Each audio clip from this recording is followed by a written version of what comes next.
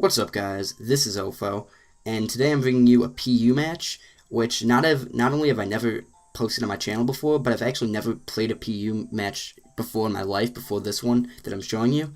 I just made my PU team last night, and I think I did a pretty good job with it, but it's kind of designed around hazards a little bit with stealth rocks and toxic spikes. Stealth rocks on my cargo and toxic spikes on my tentacool.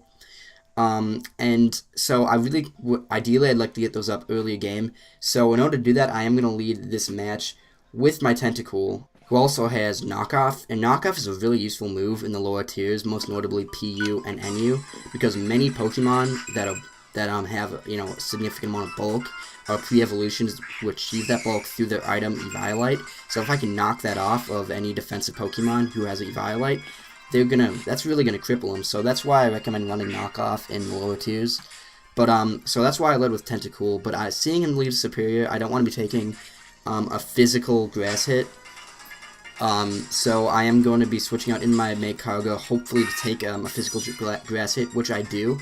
So I then stay in, go for Stealth Rocks, because seeing Leaf Blade, I don't think he can hurt me too much. But then I see Light Screen, and that's not good. I really hate screens up this early game. But there's not really anything I can do. So after getting my Stealth Rocks, I do just stay in and go for Flamethrower just to see how much it's going to do. That is stab and super effective, but obviously after Light Screen, just not going to do that much. So the next turn he is going to switch, and he's going to go into his Slowpoke to obviously take the predicted Flamethrower. But I'm going to switch out too, just because I don't really want to be taking... I know that if I stay in, I'm guessing Superior can beat me in this engagement, so I do want to take this opportunity to go out in a Grumpig and get up my Toxic Orb. But seeing Slowpoke, I know those guys tend to be physically defensive, so I do switch out into my Tentacool, thinking I can wall it pretty well. But then I see Aqua Tail, and that's pretty unusual. That's a physical water-type move, and I really wasn't expecting that, so I do just take this opportunity to set up my Toxic Spikes, because like I said, I really want those up. Because at this point, I didn't even think he had a Poison type to get rid of it, but that was me completely forgetting about Ariados. You'll see that later. But he then switches up and goes to Zen Headbutt. I thought I might be able to survive that because I do have Eviolite and I'm max HP, and it's non-stab, but I think it's non-stab, right? I'm not sure. But I then go into my... God, what is this thing called?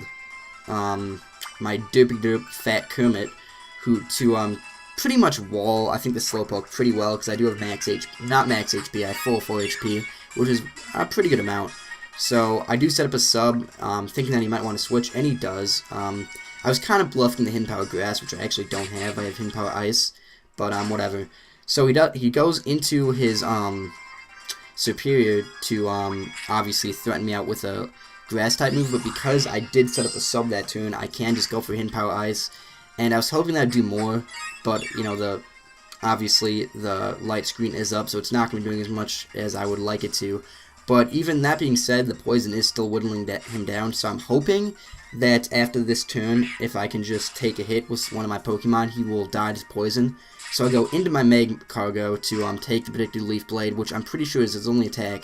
But unfortunately, not only does he survive the Poison, but this is the last turn of Light Screen, so we will be able to outspeed, set up another 7 turns of Light Screen, because he obviously has the Light Clay, before I can even take him out. But obviously I know he's going to die to Poison, so I do just go for a cover, just to get up my health as much as possible before he sends in another guy who can more adequately deal with me.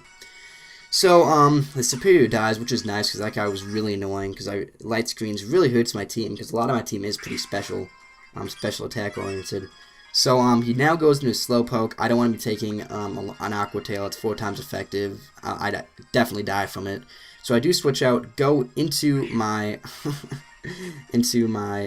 Eye Catch Cars. What is this thing called? Granbull, right? I think Granbull, and I kind of like that name. I mean, maybe I don't know if you guys like it, but I like that name. But so I do take an Aqua Tail because it misses, and I'm thinking that a Facade will be able to take him out from this range. I'm hoping, because I'm pretty sure I'm adamant, and it doesn't take him out, but it whittles him down to a point where he will die to Poison. So that's really nice, because that Slowpoke really was a problem, especially after he set up Trick Room, which I forgot to mention, but obviously you could see that. So now he goes into his own Granbull, and because Trick Room is up, I know I'm not going to be able to outspeed this guy. So I am going to switch out because I know that this Grand Bull is going to be an asset to my team later on. So I do go into my Haunter, predicting close combat or return. But he does predict that very nicely, and he goes for a Crunch. And that's not good. I do have Focus Sash, and so I don't want to leave this Haunter in to die because I do have Destiny Bond on him. So he definitely is not unusable at this point, but it does kind of suck. He predicted that. So I do switch out, go into my my cargo, which I nicknamed an Odd Sight. I named him that because originally, before it got broken, this guy had an air balloon. So just imagine that. A rocky snail on fire that's floating on top of an air balloon. Isn't that kind of an odd sight? At least I thought it was. So, I do take the Crunch pretty well because I am max HP, max defense. And because the Trick Room is up, it kind of works for me. I'm able to outspeed and go for the recover. He goes to close combat, but I know that's not going to kill because he probably isn't fully offensive because he has Intimidate. And also, like I said, I'm max HP, max defense, and that is non-stab. And I was at full health, so it does not take me out. But I can't play this game for long because I am taking toxic damage, and that's racking up. And not only that, but the Trick Room does wear out right here. But I do want to stay in because I don't want to be playing around with predictions because he did predict my Haunter switch last time. He predicted again this turn, so I'm glad I didn't switch out to my Haunter. And I did just go for Flamethrower because even though the light screen is up, that he does have low defense and some close combat, so whatever. Fortunately, though, I do die to poison here, so I can just switch out, get a free switch into my Grand Bull, who can now outspeed because I have the speed boost from poison because of my ability, which I can't remember what it's called, but I do just take him out with a Facade, so that's really nice. But now his light screen wears off, which is really good because this Grand Bull is my last physically attacking Pokemon, I think. No, never mind, I do have Purloin. Or, what is that guy called? I can't remember what, the Evolve from the Purloin. But I do leave him in, against this Ariados because I completely forgot about Sucker Punch.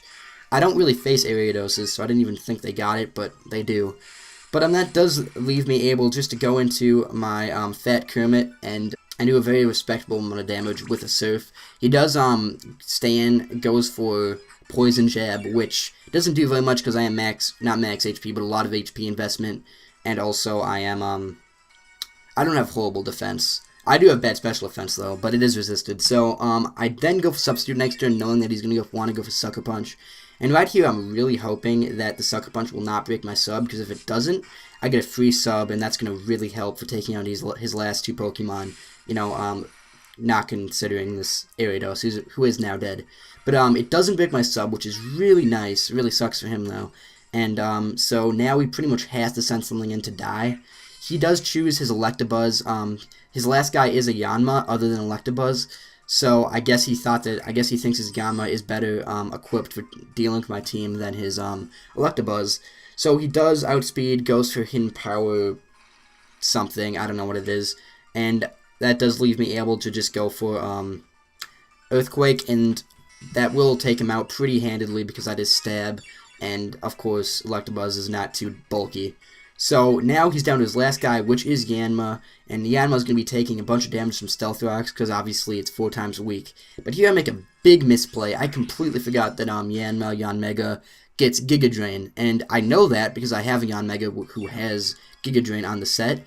But I just kind of drew a blank there. So now, not only do I lose my Fat Kermit, which isn't a big deal, but he's back to full health, and that's not good at all. If I had known that he had Giga Drain, if I had remembered that, I would have gone into my Ghastly, fought it out, and then just taken out with a Sucker Punch from my, what is this thing called? Purloin, I guess? No, that's pre-evolved, whatever. But now that he's at full health and I make that big misplay, I have to just hope that the Sucker Punch will take it out. And I really don't know. Obviously, that is Stab, it's Life Orbed, and it's 80 base power. But he is at almost full health. But then again, it is a Yanma. So let's see. Will it take it out? I was not certain at all. And it does. It was very close. I didn't end up kelking that. And it turns out that it had the chance of doing anywhere from 311 to 366 damage. And that Yanma does, assuming only 4 EVs and HP, only has 272 HP. So honestly, it actually wasn't as close as I thought it was going to be. But I did have 100% chance to take him out, assuming he wasn't like max HP, which he definitely wasn't. But regardless, that was a pretty good game. It came down to the wire. Based off whether or not that Sucker Punch would have killed that Yanma. If it hadn't, he definitely would have won because he would have been able to obviously take out my Leopard with a Bug Buzz, and then could have finished off my Ghastly with whatever move because he could have outsped with his speed boosts. But I really liked that game. It was a lot of fun, and I might be posting some more PU in the future. But I hope you guys enjoyed, and I'll see you guys later. Bye.